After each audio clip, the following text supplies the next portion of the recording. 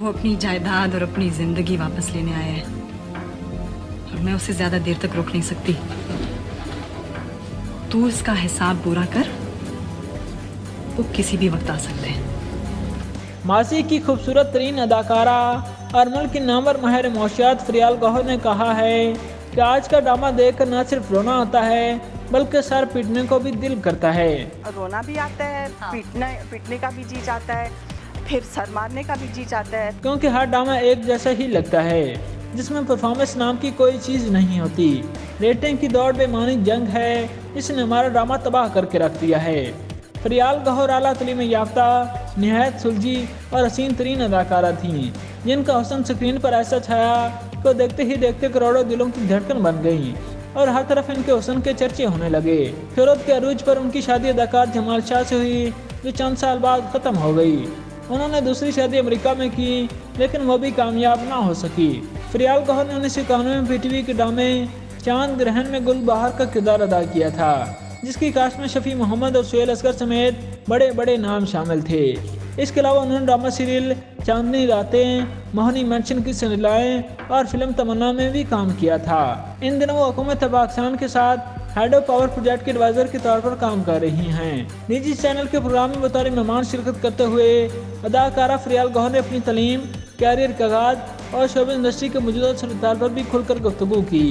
उन्होंने बताया कि मेरी वालदा खदीजा गौहर का ताल्लुक इंडिया से था, जो ज़्यादा अरसा जनूबी अफ्रीका में रहीं। तो अम्मी का क्योंकि ताल्लुक साउथ अफ्रीका से था, but she was of Indian origin ना, मतलब they were from an Indian Madras. उन्होंने 1940 में लंदन स्कूल ऑफ इकोनॉमिक्स से डिग्री हासिल की थी। अम्मी शायद लंदन स्कूल ऑफ इकोनॉमिक्स में 1940s में जब वो पढ़ रही थी। मैंने पहले अमेरिका स्कूल और फिर एक साल के लिए कैनेडियन कॉलेज लाहौर से भी तालीम हासिल की। दौरान तालीम ही हम चंद दोस्तों ने मिलकर तीसरी दुनिया के नाम से थिएटर ग्रुप बनाया था, जिसने पहला ड्रामा जुलूस किया था। ये ड्रामा हमने अपने घर में ही किया था। जब मैं मगिल में पढ़ रही थी, अपनी डिग्री कर रही थी, तो वहाँ हमने एक थिएटर ग्रुप बनाया था जिसका नाम तीसरी दुनिया था, क्योंकि जनरल जिया का दौर था और खामोश रहना पड़ रहा था। टीवी ड्रामों में तो सोई हुई औरत के सर पर दुपट्टा होना बहुत ज़रूरी था। एक सवाल के जवाब में उन्होंने बताया, मेरी वालदा मुझे और मदीहा यहाँ कराची लाया करती थी। यहाँ घनश्याम स्टूडियोज थे, एक बंगाली हिंदू फैमिली थी। कथक डांस देखने के लिए हमारी वालदा हमें कराची के घनश्याम स्टूडियो लेकर जाती थी।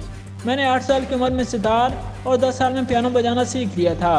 I started the piano when I was 10 years old. I started the sitar when I was 8 years old. इस ज़माने में डांस की इतनी अहमियत थी कि मगरबी बंगाल में जिस लड़की को डांस नहीं आता था, लड़की का रिश्ता नहीं आता था जब तक कि वो गाना नहीं गा उसका म्यूजिक से। एक सवाल के जवाब में उन्होंने बताया कि मैं इन दिनों द्यामर भाषा डैम पर एडवाइजर के तौर पर काम कर रही हूँ। हमारे माशरे में आज भी शोबे की औरत को कबूल नहीं किया जाता। कुछ अर्सा पहले जब मैं पब्लिक अकाउंट कमेटी में थी तो उसके चेयरमैन ने मुझ पर एतराज़ करते हुए मेरा नाम इस अंदाज से लिया, वो जो अदाकारा है। पब्लिक अकाउंट्स कमेटी में मेरा नाम पब्लिक अकाउंट्स कमेटी के चेयरमैन ने इस तरह से लिया कि वो टीवी एक्ट्रेस, उसको क्यों रखा हुआ है। जिसके बाद मुझे कमेटी से निकाल दिया गया। मेज़बान से सवाल किया कि अक्सर लोग जानना चाहते हैं कि आप इतनी पढ़ी लिखी हो कि अदाकारी में क्यों आ गई। इस वक्त तो इतने पैसे भी नहीं मिलते थे। जवाब में उन्होंने बताया कि मैंने पहली बार अपनी बड़ी बहन मदिया गौहर का हाथ बांधकर इंडस्ट्री में कदम रखा था। मेरा हाथ फीचर हुआ था। ओहो, अच्छा, ओके। यानी मदिहा के हाथ की जगह वो मेरा हाथ उन्होंने शूट ऐसा किया। क्यों? फरियाल गौहर ने बताया कि इस ड्रामे से मुतल्लिक़ कुछ याद नहीं, तो इसमें ना मेरे मुकालमे थे और ना ही मुझे इस वक्त कोई फ़र्क पड़ता था, सिर्फ हाथ ही तो नजर आना था। अदाकारा ने कहा कि मदिहा जब 1970 में काम कर रही थी उस वक्त अच्छी फैमिली की लड़कियां इंडस्ट्री में नहीं आती थी। हम बहुत पीछे हैं, लेकिन अब अच्छे पढ़े लिखे लड़के लड़कियां इंडस्ट्री में आ रहे हैं। फरियाल गौहर ने यह भी बताया कि मैं मुकम्मल तौर पर इंडस्ट्री का हिस्सा नहीं बनी, बल्कि अब हुकूमती शोबे से वाबस्ता अपनी खिदमत अंजाम दे रही हूँ।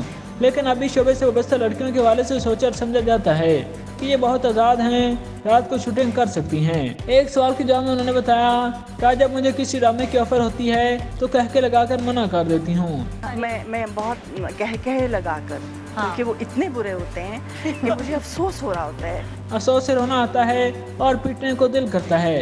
रेटिंग की जंग बेमानी दौड़ है। सारे ड्रामे एक जैसे हैं, जिसमें सास बहू की कहानियाँ होती हैं। हमारे राइटर प्रोड्यूसर की जिम्मेदारी है वो अच्छा ड्रामा बनाएं। वो मुल्क जिसमें शरह खानगी इंतहाई कम हो, वहाँ ऐसे ड्रामे बनाएं जो हमारे माशरे में शोर उजागर कर सकें।